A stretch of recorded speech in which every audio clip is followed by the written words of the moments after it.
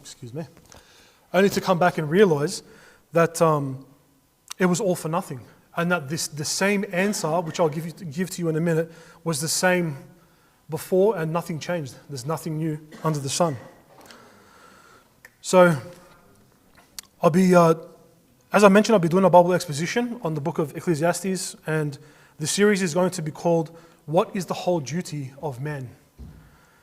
So today is just going to be an intro to the book. I didn't want to cram a whole bunch of information together like I usually do. I'm trying to improve my delivery and give space to thoughts and other things. And also, there's a lot of new faces here as well, or some people that might be new to the book or even to the Old Testament. Sometimes I take it for granted because I love the Old Testament. I mean, very rarely do I preach on the New Testament. I do sometimes, but the Old Testament, there's just so many good things and so many good truths out of it. So I hope that you guys use this opportunity just to, a little getaway or a little way to, I guess, have some more insight into the Old Testament. The overarching points to this series, today we're doing the introduction and title, which is chapter 1, verse 1. Okay, but then we have the thesis, the problem, the investigation, the findings, and then the conclusion. Okay, so we can divide this book up into these different parts. I've got the verses here, so if you want them, I'll give them to you after. But it's interesting to see how this man, okay, we know that the author is Solomon, went through so much, and at the end imparts us with such a basic and attainable truth. Okay, it's a difficult one, but it's basic. There's no, once I tell it to you, you're going to be like, oh, I knew that. But the thing is, it doesn't matter. You've got to do it. Ecclesiastes chapter 12, 13. Turn to that passage. But essentially, the question of this series is going to be, what is the whole duty of man? And we're going to obviously search for the answer. But I'll ask you now, do you want the answer now? Or do you want to wait until the several weeks or months or however long this takes? Do you want the answer to this question now? Yeah? Well, I'll wait. Yeah, all right, I'll give it to you now. Okay, some of you guys have turned. Ecclesiastes chapter 12, 13. Let us hear the conclusion of the whole matter. Fear God and keep his commandments, for this is the whole duty of man. Didn't he tell us this in Proverbs? All right, he knew this already, but he went through this whole cycle only to be miserable and come back to this truth that he knew already. Just recently, we were told, and let's see if you know the answer to this question, why can a Christian still deviate from the Lord, and why can he still sin and be vexed? Why can he still sin and be vexed by that sin? It was recently mentioned by Pastor Sam in a message just recently. Well, yeah. There's something else though. There is, but there's something a little bit more obvious than that, and we just read the answer to it. The lack of fear of God. Yeah? Okay, so we can still be born again. We can still be under born again believers, but we can still not have a right fear of God. Okay, and that's what stumbles, and that's what stumbled him. And this is what we're going to be looking at over the next few weeks. Solomon tells us this many times in the Proverbs before his apostasy from God. In Proverbs chapter 1:7, he says, "The fear of the Lord is the beginning of knowledge, but fools despise wisdom and instruction." All right. So the title of this book is Ecclesiastes, and it comes from the Greek and Latin translations of Solomon's book. In the Greek translation of the Old Testament, the Greek term used to name the book is Ecclesiastes, which means preacher, and it is derived from the word. What word do you reckon it's derived from? If the word's Ecclesiastes for preacher, and it's a Greek word, mother, ecclesia. And what does ecclesia mean? Church. Okay, a little bit more specific. assembly. Okay, call that assembly. People that come and they gather together for a purpose or a reason. I'll tell you why this is important in a second. So the author in Ecclesiastes chapter 1, verse 1, and we read it here. The words of the preacher, the son of David, king in Jerusalem. All right, so we're introduced to the author who gives himself the term of preacher. Okay, who is the son of David, the king in Jerusalem. And that the term here for preacher in Hebrew is the word koheleth, which means someone who calls or gathers people. The person who addresses the assembly. So at this point, Solomon has previously apostatized from the church, and he commissioned and built temples of the temples to the gods of his wives, to which he had 700 or 300 concubines, and you can speculate that his teachings would have gone way beyond the wisdom that God would have given him, wisdom that you could call holy or truth. Okay, so have a think about it. So God gives him this wisdom. Okay, we read this in Proverbs, but then in Ecclesiastes, he's retracting some of this wisdom that he's been given, but it's not the wisdom that was given in Proverbs. It's the wisdom that he would have preached himself and the errors of his ways, because he built temples for his wives. He worshipped. I'm not going to go as far as saying he probably did worship the other gods with his wives. It doesn't say that. It's just speculation. But the point is, he did commission these buildings, and these things go against the Lord. And for these things to happen, and some of the things that he did, and the wisdom that he's going to apologize for in a second, he's essentially apologizing and retracting his statements. So some commentators call this a recantation sermon, where he's essentially retracting what he believed was wisdom that he would have taught his people over the period of many years. And Solomon was already acknowledged as someone who was wise before God even visited him and gave him the wisdom and riches. King David acknowledged his wisdom of his son in 1 Kings chapter 2, 6 and 2, 9, and trusted in the wisdom of his son to execute judgment that he thought was fair toward Joab for the sins that he committed, and also to a bunch of other people that this little list that he gave him for these wishes for his son to then carry out as well. Now, something to also note, and I don't think we think about this that often either, but if you remember, when God visits him, he admits he's a child. He admits that he's young, that he's inadequate, and he says this to the Lord. He feels inadequate and he feels unwise to rule over the people. And so God blessed him with great wisdom and an understanding of heart. So remember, the wisdom that God gave to Solomon was a wisdom that surpassed any man of his day.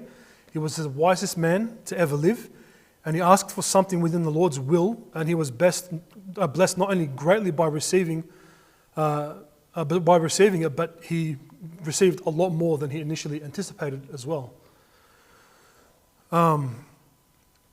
So just to, I'll come back to that. Kings from other nations came to him for wisdom. Okay, this is in 1 Kings 4:34. For some of you guys, this is sort of a repeat, but some of you guys probably don't know this either, so we're just having a quick refresh at the moment. 1 Kings 4:34, and there came of all people to hear the wisdom of Solomon from all kings of the earth which had heard of his wisdom. Okay, on many occasions, Solomon was a gatherer of people, someone who people gathered around to hear his wisdom, even other kings from other nations. So we see that through his life, he was someone who people had gathered around and he would give wisdom. And we see the same thing happening in Ecclesiastes, except he calls himself a preacher first and then refers to himself as king, showing his royalty. The Queen of Sheba came to ask him some hard questions, and she saw his wisdom, the house that he built, the food that he ate, and the respectful conduct of his servants and the way he dressed. She knew that this man's wisdom was not of this world. Okay, it actually says that she fainted, essentially, or was going to faint, because she was just like, she couldn't compute, she could not understand the conduct of this man, the wisdom that he had, and the things that he had that were an example of the fruits of his wisdom. And as we have discovered, the author of this book refers to himself as a preacher first, then a king, and to possibly highlight the fact that those who were gathered to hear the wisdom of his experiences, he is showing his concern for their souls and to not only admit his mistakes and retract his mistakes to his subjects, but that they should learn from his mistakes if they want to find contentment in life, which was always through God alone. So his appeal to us through this book, it is important for us to note that he is speaking to us from his old age. In Ecclesiastes chapter 12, verse 1, he says, "Remember now thy Creator in the days of thy youth, while the evil days come not, nor the years draw nigh, when thou shalt say, I have no pleasure in them." Okay, we know he's speaking from experience because he's had many years of walking right, and then he's had many years of obviously not walking the way he should be walking, and then now he's talking as a father to a son. We see the wisdom of his age, okay, and the experiences that he's attained from this wisdom, and then he's talking to those who are younger than him, saying, "Remember now thy Creator in the days of thy youth." And this is significant because we have the wisest man to ever roam the earth give us some life-altering wisdom, should we take heed to it. The whole sermon essentially launches with verse 1-2, which talks about vanity of vanities, all is vanity. This is not advice, it's doctrine, it's truth. This is truth for you to pursue. This is the truth, and for you to pursue vanity is futile, meaningless, no end in sight, which means no satisfaction or contentment in this lifestyle. Although this teaching is for all of us, he does focus on the youth here. He's beseeching them, saying that if you can accept this advice in your youth, it will do you a whole world of good. It will change your life for the better, and all you need to do is have this amazing life is to remember the Creator, to fear him, and keep his commandments.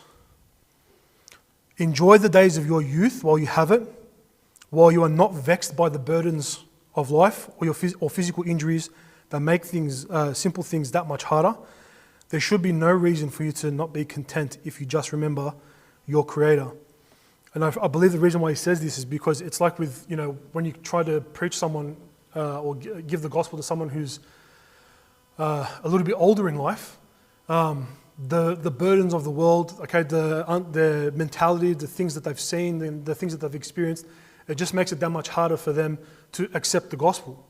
So what he's talking about here is that essentially he's saying for those, for us Christians, okay, I mean, in context of the message, that, in our youth, heed to these words, okay, you've been told these things, now listen to them, okay? I mean, how stubborn can we get in our youth? I mean, how much advice have you been given from your parents or from other people around you or from the sermons that you hear week by week?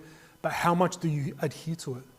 How much do you actually listen and apply it to your life? He's saying, I'm telling you right now, if you can do it now in your youth, do it as early as possible. Okay, even for the old ones here, I mean, I'm old. Okay, but do it as early as possible. Start now, and then you'll find that it's easier for you to be able to accept your situation and live a content life and have a fear of the Lord, okay, to keep his commandments. Like I said, I've learned that there are people who are older and wiser than me, and many times their wisdom is spot on. Okay, if again as a youth or just in general, when someone comes to you with advice, don't just chuck it away and say, "Oh no, I'll do it my way." No, that's not going to work. Just listen, and sometimes you find that it might not be applicable now. It might apply later. Might not be for you. It might be for somebody else.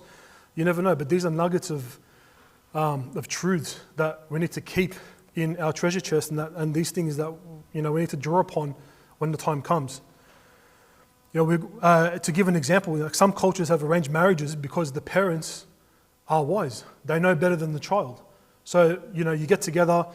Their parents meet the other parents. They see the child. They ask questions. They know what questions to ask. Whereas when we're younger, it's do you like that person? Yeah, and that's enough. That's it. And then next thing you know, you're getting a divorce because you guys weren't compatible. Okay, I mean that's an extreme, but you know what I'm talking about. Okay, so we have the wisdom of our parents. I was given wisdom by my dad. He gave me advice to not get a credit card when I needed money. Had I gotten a credit card, I'd be in debt right now. I have no debt because I've never owned a credit card. I have a debit card, but I was young and I listened to the advice of my dad. Okay, how many of you guys have had advice where you think, oh, you have to put your hand up, okay, you have to dob yourself in. But how many times have you received advice that you think, oh, you know what, I should have listened to that. I should have done that many years ago. Only if I wasn't that stubborn. And this is what I'm trying to get to is this is what the author is trying to do in Ecclesiastes. He's trying to appeal to us. He's saying, I've been there, I've done that, now listen, hear me, hear what I need to say. That's why I thought it was important to establish this introduction, because we want to be on the same page. We want to understand what the author is trying to do, and we want to be in the right mindset to be able to understand the wisdom of what he's trying to tell us here. Because I mean, many of us have read this book many times, but I guarantee you many of us haven't applied the wisdom that comes from this book, let alone a lot of it from the scriptures. I mean, that's a blanket statement. I'm not speaking for everybody individually, but you know what I'm talking about. So we have Solomon, who is lamenting his own mistakes that he did in his youth, promising to himself the satisfaction of the things of this world at whatever cost was necessary for him to find meaning and happiness outside of God's guiding eye. His fall, okay, this is like the crux of it. Okay, listen carefully, because this is what this book ultimately comes down to.